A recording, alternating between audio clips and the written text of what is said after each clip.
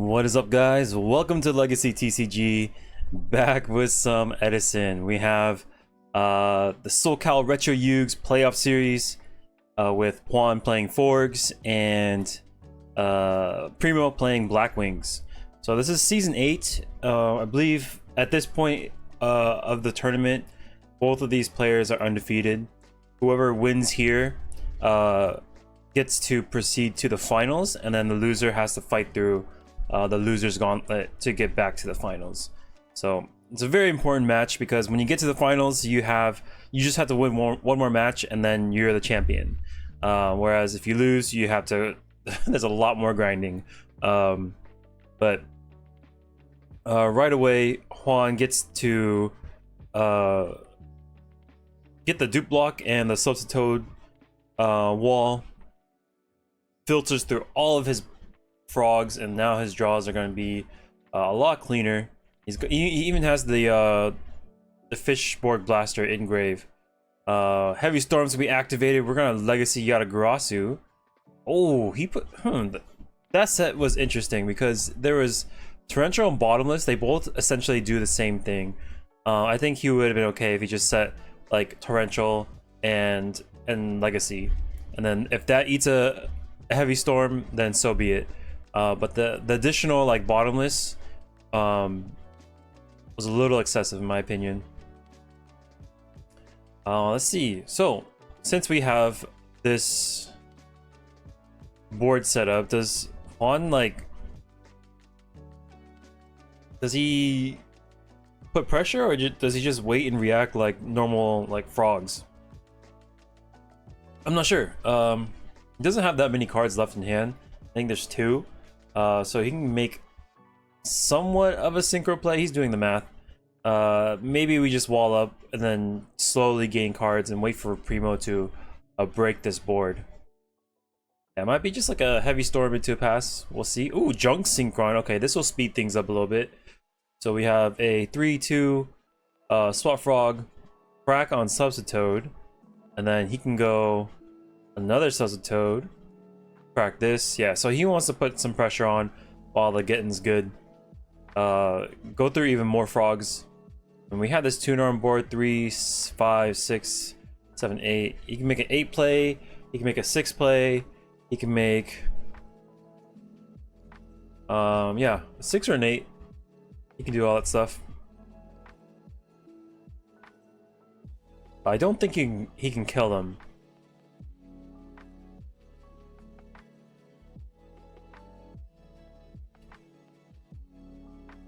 He can take a big swing, but I don't think there's, unless I'm missing something, but looks like Juan's doing the math.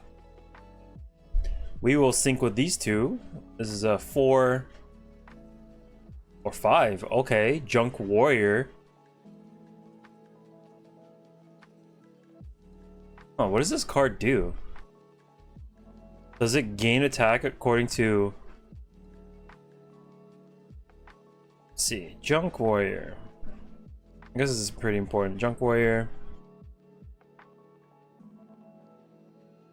So it has 2300 attack. Gains attack to the total attack of all level 2 or lower monsters you currently control. Okay, that's interesting. So we can go... Oh, this is crazy.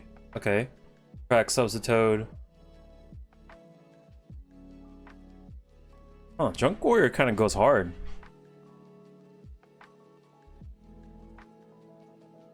Okay, so 19, 24, and 23. Whoa! Whoa! That was insane. So let's see. This card Synchro Summon against. Oh, okay. So let's look at this back. I'm learning something. So he brings out. Okay, that was pretty cool. What the heck?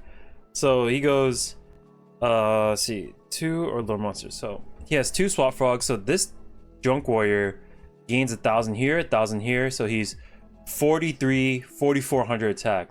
And then the 19 plus 24 is more than enough. Wow, I've never seen this kill before. What the heck? That was, yeah, that was disgusting. So we'll go to game number 2. Looks like I didn't cut out the side, but we can skip ahead. Go too far ahead. Okay. Alrighty, so Primo is gonna go first. Interesting. So this looks like a... If he's doing this, that means he wants that 2k plus dark, and then we'll set deck Devi and pass. Here it is. And now that's all the... Yeah. I mean, at least he has a salvage, so he can still do stuff. He can still set up his grave, but then the Fishborg Blaster is already, like, in grave, so it's not the worst, actually. Okay, Swap Frog effect. He's going to gain access to his Treeborn Frog.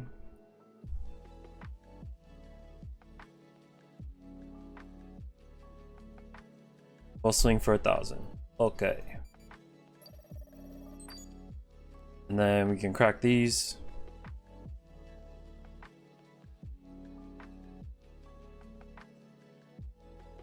Sweet. It looks like he used the 1-for-1. That's how he got the second body on board. And then now he can just sit behind this frog wall and slowly generate cards over time. Okay. Oh, we gotta check that reveal. Okay, Icarus attack. We'll blow up the board.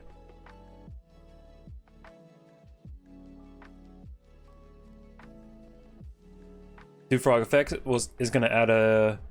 Oh no, it's the effect of Substitute. So that's the Treeborn Frog that was brought out. Okay, I mean, at least we can attack this thing. We only have one more turn of... Okay, sweet. Tribute, sack. And then he's gonna want to pressure as hard as possible. While Legetton's good, 23 and 2.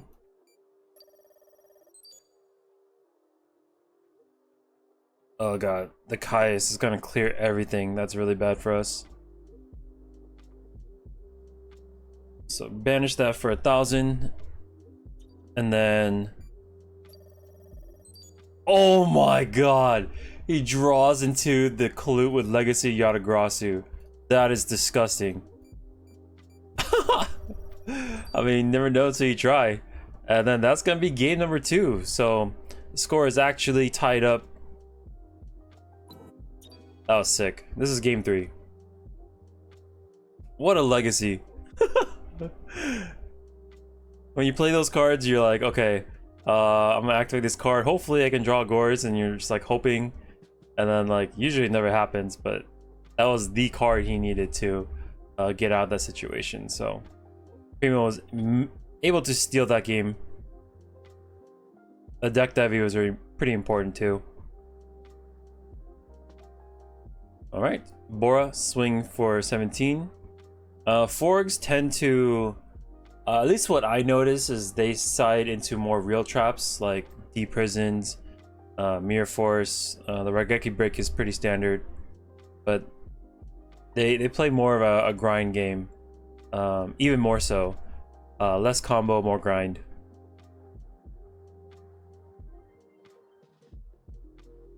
All right, Soft Frog is gonna pitch the Substitute, make those draws a little bit cleaner, and we'll swing for 1,000. This Swap Frog is so like, it's like honest. It's not enough to want to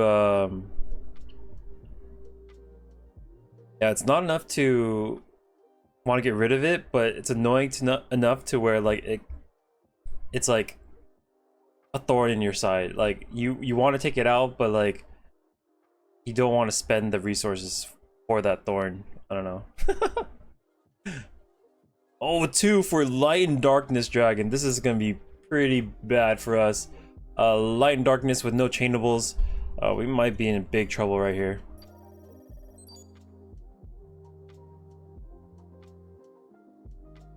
So there's ways to play around this card. It can only negate once per chain. So say if you have Legacy Yugioh and Bottomless, you can activate the Legacy and then chain Bottomless, and then you can make it disappear that way.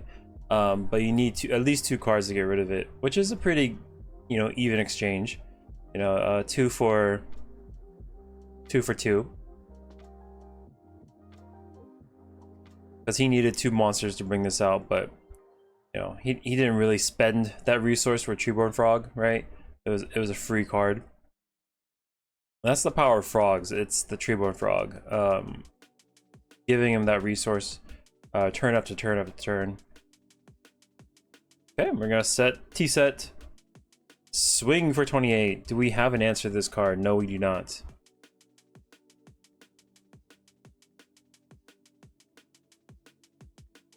Yeah, this is gonna be pretty difficult.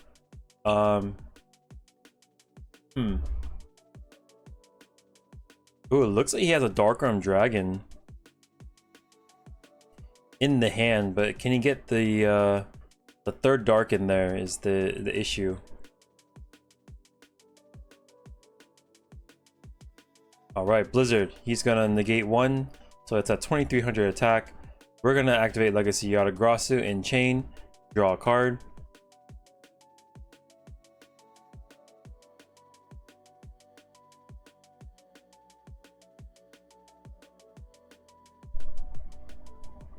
So this is the 3rd dark, as long as it stays in the graveyard.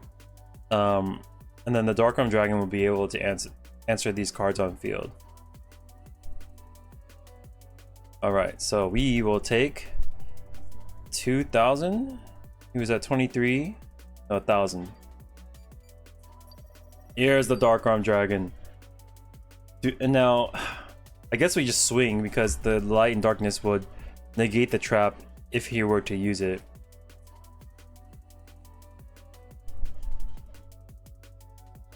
Yeah, so we take 5 here. And then he's going to be able to special a monster.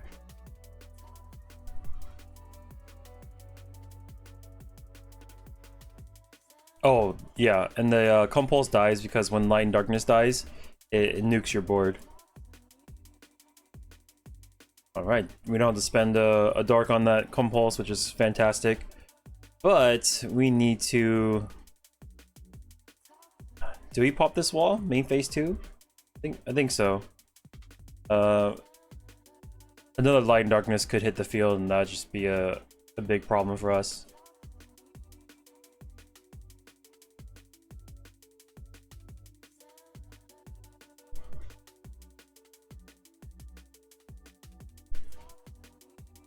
Oh, he sides Kaiku against Blackwings. That's interesting. I guess he wants to hedge against deck Devastation Virus, and if you're able to control your opponent's graveyard for Blackwings, then it turns off Blizzards. It turns off this Dark Arm Dragon. So I can see the applications for it.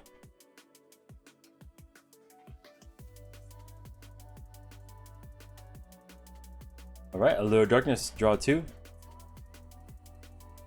Banish Sirocco. Oh my god, the Whirlwind. That's really bad for Juan. He's gonna need to get this Whirlwind off board. Let's see. Does he ping with those 2? I'm pretty sure he attacks with both those monsters, right? So 18 and 28. Heavy Storm, that is the answer we need. Deck Devastation Virus will be used on the Dark Arm Dragon, leaving Juan with just a Caius. A Caius in a dream. Pass to Primo. Alright. I just need a little more power. Maybe he didn't attack? Because if he didn't attack, then... yeah, he'd be much higher, but like... I feel like he should have. Because we have a Kalute in hand, I'm pretty sure. So maybe he didn't attack.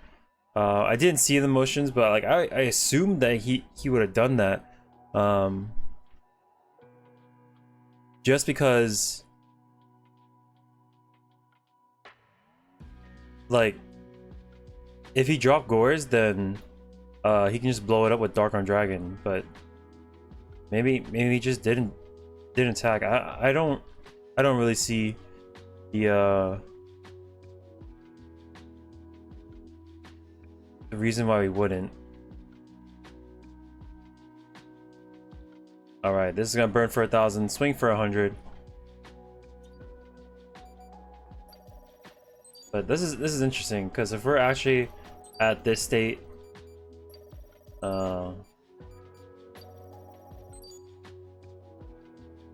it's confusing for me.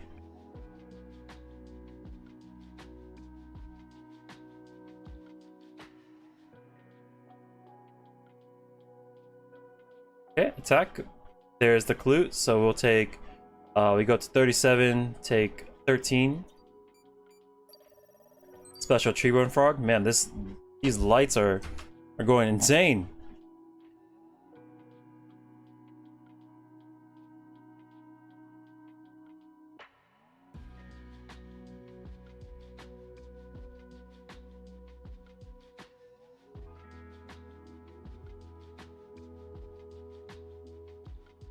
Okay, so with Fishborg Blaster Engrave, there is a possibility that he can just do like a Armory Arm Colossal OTK. That is something that Borgs are capable of doing. Either way, we have to make a play just because Armoring, I think that one's a Piercer, so it's not something we just leave on board, especially with a Treeborn Frog sitting on the board. Oh god, okay. I guess it's better than nothing.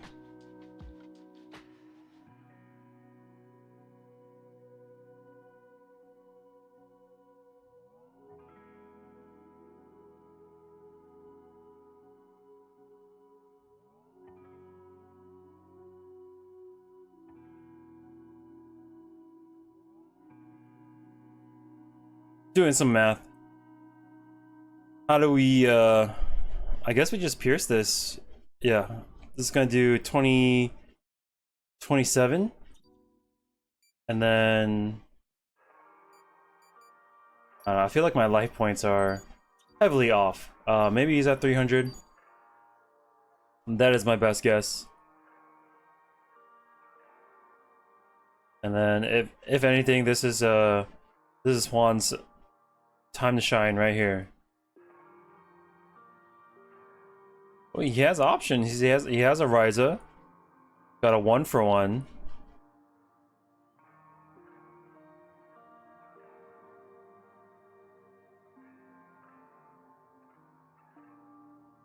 Yeah.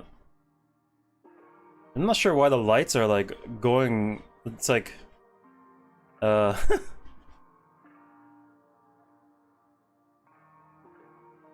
the exposure is freaking out, but we're gonna toss this arm wing back to the top and then maybe swing over this clue. Oh, he hits the back row. Icarus attack. He's gonna pop everything on the field. 1-for-1's gonna be activated. Subs a toad, and I think this toad can turn into Des Frog, right? No? Okay, no. I thought, okay, the Des Frog is in the grave. We're just gonna banish a bunch of these frogs, Fishborg Blaster, a couple of monarchs as well. Might as well, because Pot of Avarice is a card. The less bombs he has, the better. But it looks like Juan is able to stabilize with this wall. He's gonna be able to sit behind this wall and not take any damage. Yeah, this is not the spot you want to be in if you're Primo. And here's the Pot of Avarice. We're gonna return all these bombs. The Des Frog goes back as well. That is something that can end our life. I'm pretty sure the Substitute can bring him out.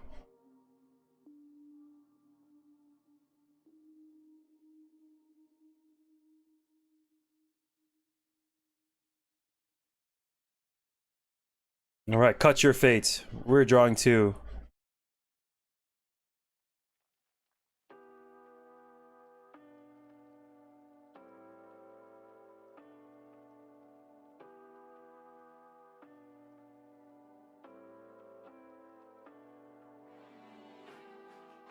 Oh, I think they're going to turns too. This game was a long one. One of those 45. Like, we still take time for playoff series. Like, we don't give people unlimited time. We play up until 45 minutes, and then there's turns. So you go 0, 1, 2, 3, 4, 5, and then end of 5, whoever has the highest life points takes that particular game. So if you're up 1 and you have higher life points, you take it 2-0. If it's 1-1 and you're, you know, up or down, it really depends. But since then, we've actually changed the system we use. We liked doing turns because, like, you know, dying to time is not the funnest. But